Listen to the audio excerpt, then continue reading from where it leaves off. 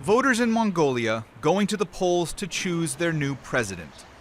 This is the first vote to take place after constitutional amendments stripped the presidency of some of its powers, restricting office holders to a single 6-year term. And the nation's third election to take place in the shadow of the COVID-19 pandemic. At a polling station in the capital, voters had their temperatures scanned and observed social distancing. I really hope that the new president I chose today will put our economy back on its feet.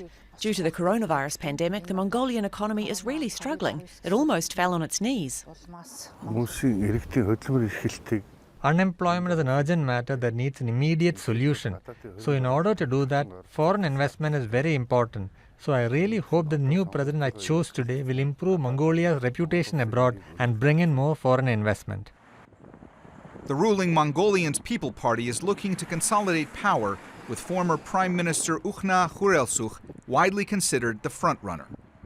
In a campaign speech, he emphasized the importance of self-sufficiency for Mongolia.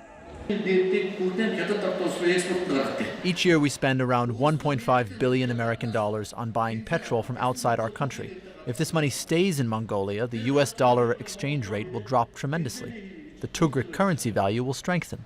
We will not need to worry about petrol prices.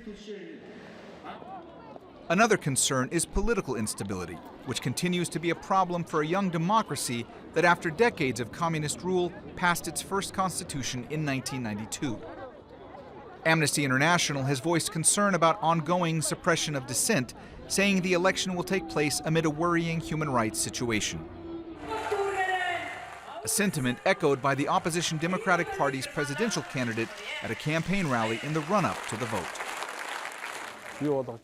Today's Mongolia, in spite of being a democratic country, is now seeing a new oppression taking place. Political abuse has become too much. That is why the Democratic Party, being the main opposition force nationwide, has decided to bring forth the idea of Mongolia without oppression, Mongolia with democracy.